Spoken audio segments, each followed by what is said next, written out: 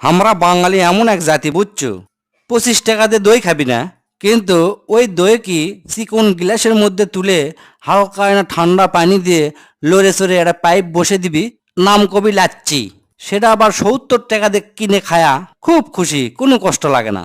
আবার 200 টাকা দিয়ে মুরগির এক ঠ্যাং টিক্কা হিসেবে খাবি, খুব মজা করে। কিন্তু সেই মুরগি 140 টাকা কেজি, হুট করে যদি 145 টাকা চায়া বসে, তাহলে হয়ে যায় মাথা খারাপ। চরম কেসার লাগে যাবি, দেশক গেলাবি, সরকারক গেলাবি, মানে সগলির গোষ্ঠী উদ্ধার করে দিবি।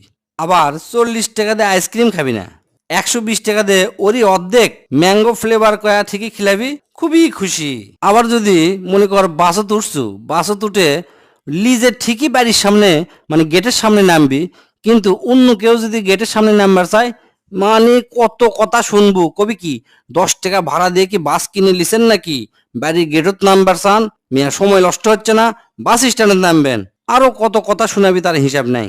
আবার স্কুলের বেতন 100 টাকার বেশি দিবি না, নিচ্ছে না বাড়ালে মনে করো হামকি ধামকি কত কথা আন্দোলন। আবার দেখবো সেই স্কুলের স্যারের কাছে যদি আবার কোচিং করে, দেখবো 2000 টাকা প্রতি মাস দিচ্ছে, কোনো কথা কবি না।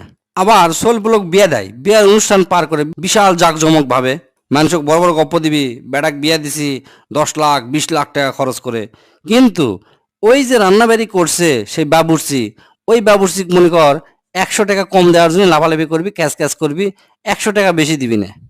আবার দেখ আমরা বাঙালি পেট ভরে খামো, ইচ্ছা মতো খামো, কেউ দাওয়াত দিলে তো কোনো কথাই নাই, মাছ মাংস এরাও বাদ দিবি না।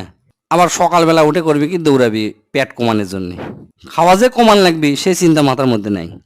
আর একটা জাতীয় পুরাতন কথা তো আছেই, যে রেস্টুরেন্টত হোটেল বয়গুলা 50 টাকা টিপস দিবি, কিন্তু রিক্সাওয়ালা 5 টাকা বেশি দিতেই গা হাফসে যায়, চরম কেসার লাগে, কত কথা কয়, রিক্সাওয়ালা গোষ্ঠী উদ্ধার করে দেয়।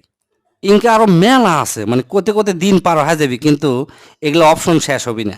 এই গুণগুলা আমাদের সগলির মধ্যে আছে। আসলে আমাদের মেন সমস্যা হচ্ছে কষা পায়খানা লাগান্তি।